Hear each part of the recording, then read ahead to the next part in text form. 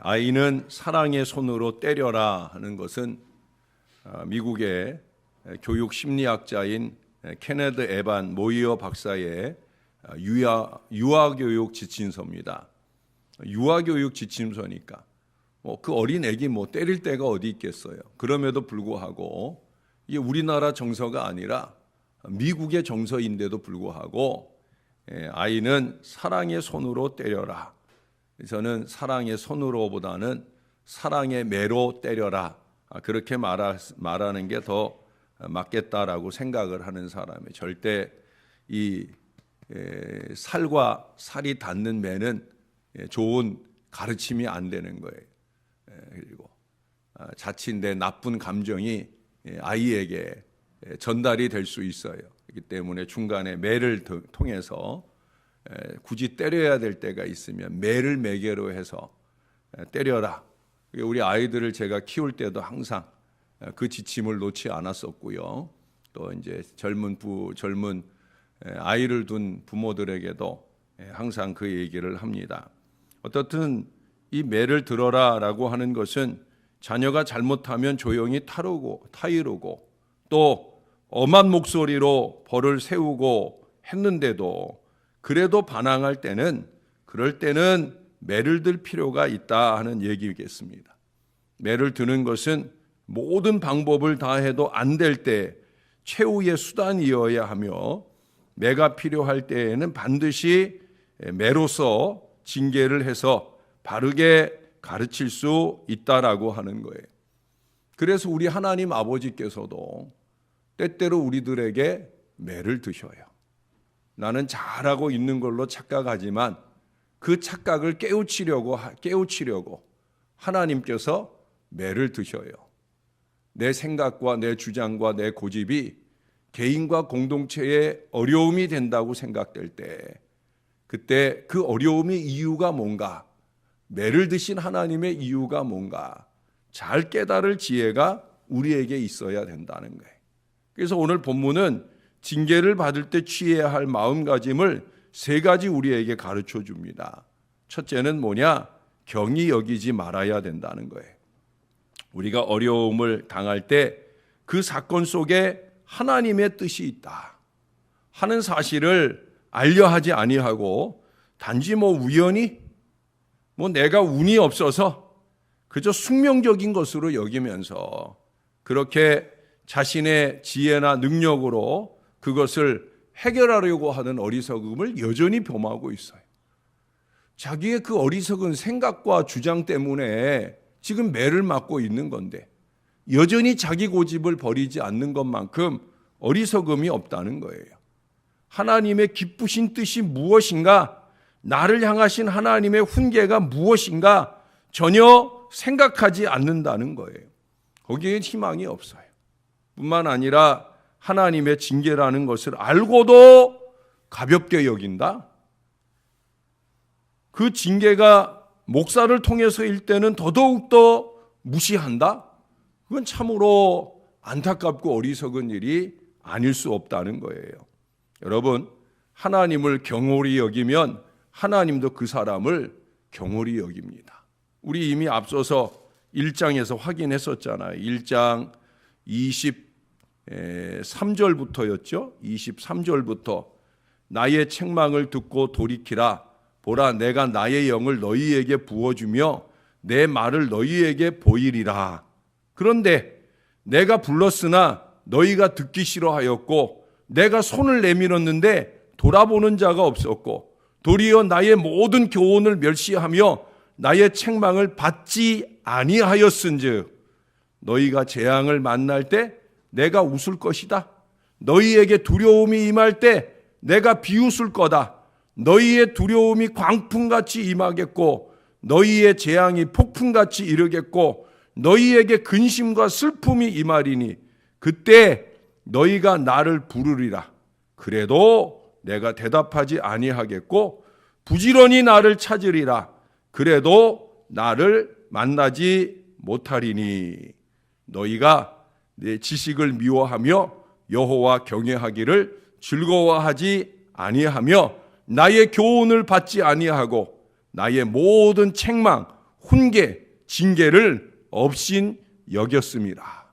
어리석은 자의 퇴보는 자기를 죽이며 미련한 자의 안일은 자기를 멸망시킨다.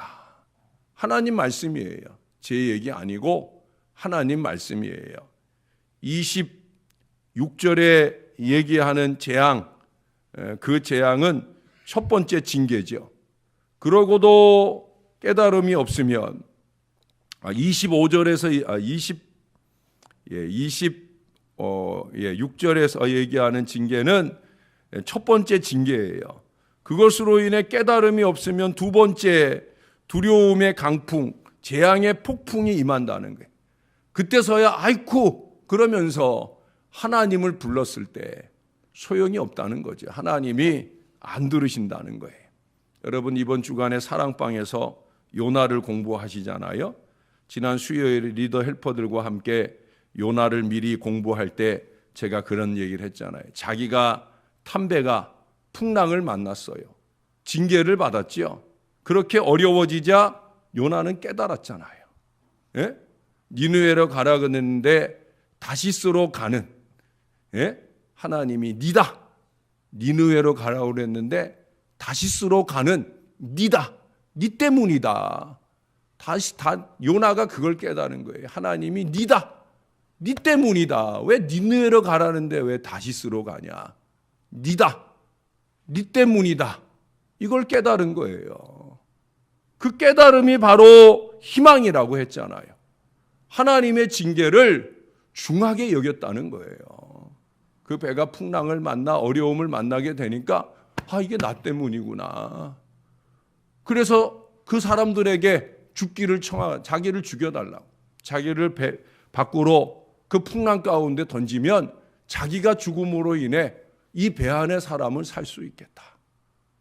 예? 죽기를 청하는 거예요. 바로 그게 희망이라고 그랬잖아요. 깨달음이 희망이다. 하나님이 그 깨달음을 보신 거예요. 그래서 그에게 회개의 기회를 주는 거예요. 뭘 주셔요? 큰 물고기를 주시잖아요. 큰 물고기는 은혜의 기회예요. 그냥 수장시켜 버려도 되잖아요. 예? 아니면 물어뜯고 삼키는 상어의 입에 먹히게 되면 상어가 깨물어서 먹는 그런 물고기에게 먹였으면 그러면 그걸로 끝이잖아요. 근데 깨달으니까 내 탓입니다 라는 이 깨달음이 있으니까 이놈은 살려주면 회개할 수 있겠다 싶으시니까 하나님이 살 길을 주시는 거예요. 그래서 큰 물고기로 한 번에 쑥떡 삼키게 하고 살아있는 중에 물고기 뱃속에서라도 회개하고 간구할 때 하나님이 그를 구하신 줄로 믿습니다. 큰 물고기는 은혜예요. 풍랑은 징계이지만 큰 물고기는 징계가 아니라 은혜라는 거예요. 여러분, 우리는 그런 은혜의 자리로 가기 위해서 내게 주시는 징계를 경히 여기면 안 돼요. 두렵고 떨리는 마음으로 내 탓이었다. 고백하고 회개할 수 있어야 된다는 거예요. 두 번째는 뭘 얘기합니까? 그 꾸지람을 싫어하지 말아야 된다 얘기를 해요. 징계를 무의미하고 무익한 것으로 여기고 반항하거나 거부하지 말라는 거예요. 어른이, 스승이, 하나님이 또 부족한 목회자가 야단을 치실 때에는 필시 교육적인 의도가 있어서 아니겠습니까? 그렇게 알아야 된다는 거죠. 여러분들이 여러분들의 자식들을 야단칠 때 교육적인 의도로 야단을 쳐야 되죠. 제가 이 손이 아니라 매여야 된다. 중간에 매를 매개로 해야 된다 하는 이유가 그거예요. 이걸 교육적인 의도로 해야 되지 내 감정을 아이에게 쏟아붓는 게 되면 절대 안 된다는 거예요. 그건 부모로서도 잊지 말아야 되는 것이고 목회자로서도 잊지 말아야 되는 것이고 우리가 하나님 앞에 그렇습니다. 아니 하나님은 무엇보다 우리를 교육하실 의도로 징계하신다는 거예요. 요나의 깨달음도 솔로몬의 깨달음도 다윗의 깨달음도 저나 여러분들의 깨달음도 마찬가지여야 된다라고 하는 거예요. 사실 징계를 좋아하기는 힘든 거 아니겠어요? 아픈데 그걸 누가 좋아하겠어요? 그러나 여러분 그렇다고 해서 싫어해도 되는 것은 아니다라고 하는 거예요. 징계를 싫어하면 발전이 없습니다. 하나님의 징계 앞에 회개할 수 있을 때 구원의 길이 열리는 것이고 성숙한 길이 열리게 되어지는 거예요. 저나 여러분들이 그렇게 하나님의 징계를 싫어하지 않고 그 꾸지람 앞에 변화되고 성숙되는 건강한 신앙의 자녀가 되어야 되는 거예요. 세 번째 하는 말씀은 뭡니까? 12절에 보니까 길게 하는 말씀은 결국 뭘 얘기하는 거예요? 징계는 사랑이다. 징계는 사랑이라는 사실을 알아야 된다는 거예요. 징계는 미움이나 증오나 분풀이의 방편이 아닌 훈계와 교훈과 사랑에 매이기 때문이다. 좀 전에도 얘기한 것처럼 그래서 매가 있어야 된다. 절대 부모들이, 여러분들이 여기 어르신들이 많고 손주들을 둔 분들도 많은데 혹시 자녀가 자기의 자식을 징계할 때, 훈계할 때 그때 감정으로 하게 될 때는 꼭 가르쳐 주세요. 얘야, 네 감정을 쏟아놓는 대상이어서는 안 된다. 네 감정을 쏟아놓는 대상이어서는 안 된다. 이걸 꼭 가르쳐 주세요. 저도 그렇고 여러분도 그렇고 마찬가지여야 되는 거죠. 우리의 감정이 아니에요. 하나님의 징계입니다. 매를 맞고 회개하면 더 훌륭한 하나님의 자녀가 될 수 있어요. 크고 작은 어려움이 찾아올 때 그때가 오히려 기회가 될 수 있다는 거예요. 여러분 깨닫고 제대로 회개하면 정말 하나님은 갑절의 은혜를 주세요. 그게 욥의 은혜예요. 욥은 자기가 원치 않은, 아니 받지 않아도 되는 그런 고난을 받죠. 근데 욥의 최후에, 욥이 그 고난을 받을 때 처음에는 은혜로 받았는데 이 고난이 깊어지고 자꾸 사람들이 말하는 게 문제예요. 충고한답시고 와가지고 말하는 그 친구들이 결국 욥의 마음을 자꾸 흔들어 놓는 거예요. 그러니까 고난조차도 은혜로 받기 시작했는데 은혜로 받는 일들을 이 은혜로 끝내지 못할 어리석음으로 나가게 되는 거예요. 왜? 사람이 자꾸 충동질을 하거든요. 와가지고 쏙닥쏙닥 하면 욥이 자꾸 감정이 일어나는 거예요. 처음에는 그 사람들에 대한 감정이 일어났는데 나중에는 하나님에 대한 감정으로까지 일어나요. 그래서 죽기를 청하고 내가 태어난 것이 원망스럽고, 내가 태어난 게 원망스럽다는 건 뭐예요? 나를 세상에 보내신 이가 원망스러운 게 사실은 은유적으로 나타나는 거죠. 그래서 하나님께서 마지막에 나타나시잖아요. 예? 제가 6개월 전쯤에 그 욥기 말씀을 다 여러분들에게 마무리하고 나서 다시 그 욥의 그런 여러 가지 6일 동안에 제가 설교를 준비해 가지고 왔는데 이제 언제 특세 기간에 그 욥의 희망을 제가 설교할 때가 오겠지요. 결국 하나님을 만나게 되면서 그가 마지막 부분에 가서 보면 하나님 앞에 회개를 하는 거예요. 깨닫고 회개하는 거예요. 이 고난이 그냥 고난이 아니었다는 거죠. 그런 점에서 그가 회개도 하고 또 자기에게 그렇게 충동질하면서 자기의 마음에 분노를 일으켰던 그 친구들을 위해서 오히려 중보를 하고 그러면서 욥의 희망이 열리고 갑절의 복을 누리는 거예요. 저나 여러분이 만나는 고난이, 징계가, 그것이 갑절의 신령한 은혜, 물질의 은혜, 축복의 역사가 임하는 비결은 다른 데 있지 않아요. 내 탓입니다. 하나님의 사랑입니다. 그리고 그 사랑의 근거에서 또 다른 중보적 사명에 최선을 다할 때 하나님은 오히려 전화 위복의 새 은혜의 역사를 우리에게 더해 주신다라고 하는 거예요. 여러분, 히브리서 말씀을 한 군데 찾아보십시다. 히브리서 12장, 오늘 이 말씀 보면서 말씀을 마무리할게요. 히브리서 12장 5절 이하에 보면 5절과 6절에, 히브리서 12장 5절 6절에 방금 우리가 읽었던 잠언서 3장 11절 12절 말씀을 인용하고 있어요.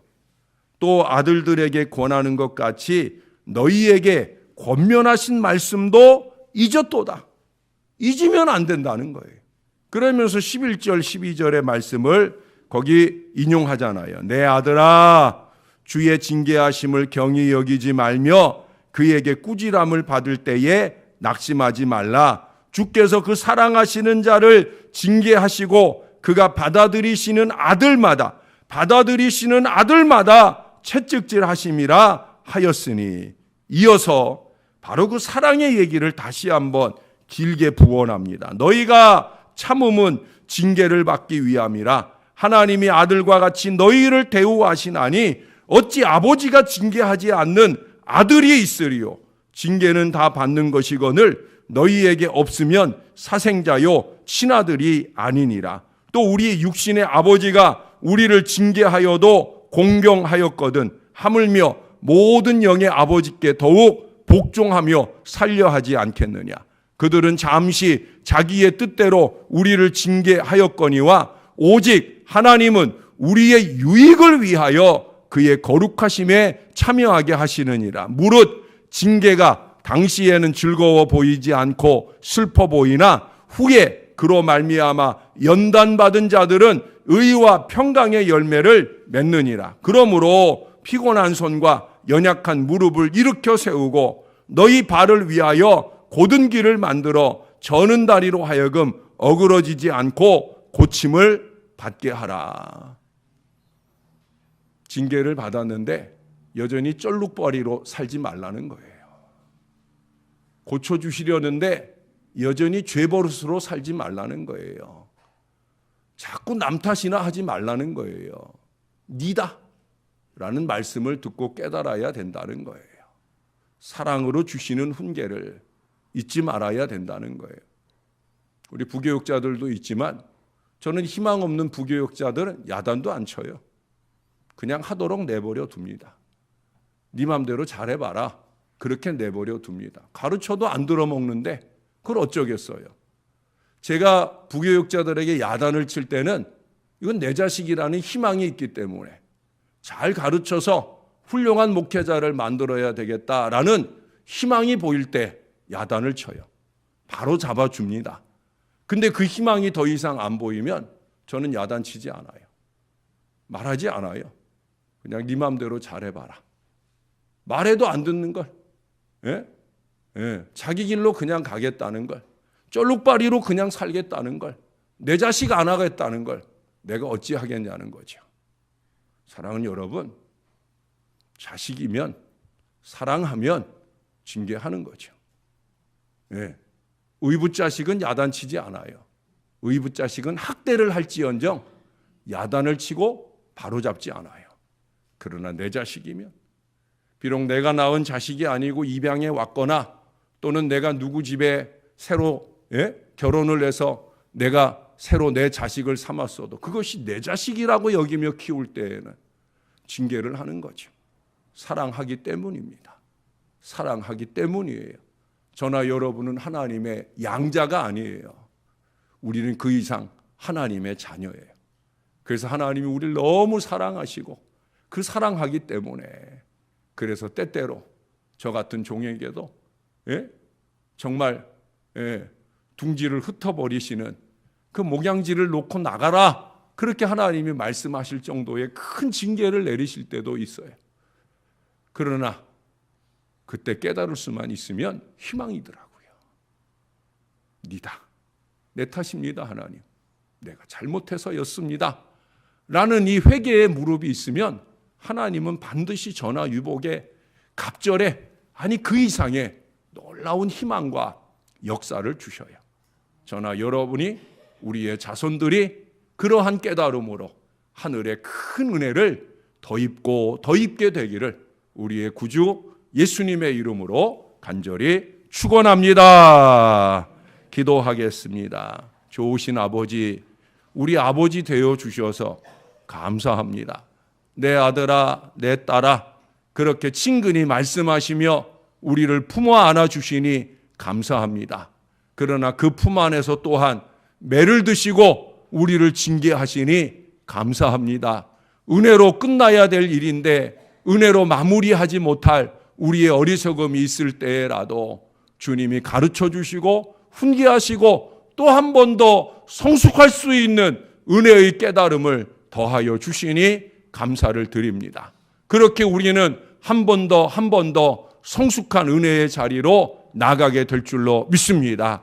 두 다리 온전하여 주님이 가신 그 걸음, 우리도 십자가 지고 주님 따라가는 거룩하고 성숙된 신앙의 백성들 되게 하실 줄로 믿습니다. 주님 우리를 도와 주시옵소서. 우리의 아둔한 머리에 깨달을 마음을 주시고 회개할 감동을 더하여 주시옵소서. 그래서 주님 앞에 눈물로 회개하고 돌이킴으로 주님을 지팡이 삼아 환도뼈 위골되었던 야곱이 일어서듯 우리도 일어서게 도와 주옵소서. 말씀에 지팡이 짚고 그렇게 주님을 따라갈 수 있는 건강한 주의 백성들 다 되게 은혜를 베풀어 주옵소서. 주님의 말씀을 경홀히 여기거나 싫어하거나 하지 말게 도와주시고 말씀을 사랑하고 말씀 붙들고 희망을 여는 저와 이 모든 자녀들 되도록 은혜 베풀어 주옵소서. 목자를 잃고 슬픔에 젖어 있는 영은교회 모든 교우들을 위로해 주시고 다시 믿음의 용기를 북돋아 하나님이 원하시는 참 목자를 세우고 주님이 원하는 더 건강하고 성숙한 교회를 열어가도록 그렇게 주님이 이끌어 주시옵소서. 오 주님, 주님이 함께 하시기를 늘 소원합니다. 감사합니다. 예수님 이름으로 기도합니다. 아멘.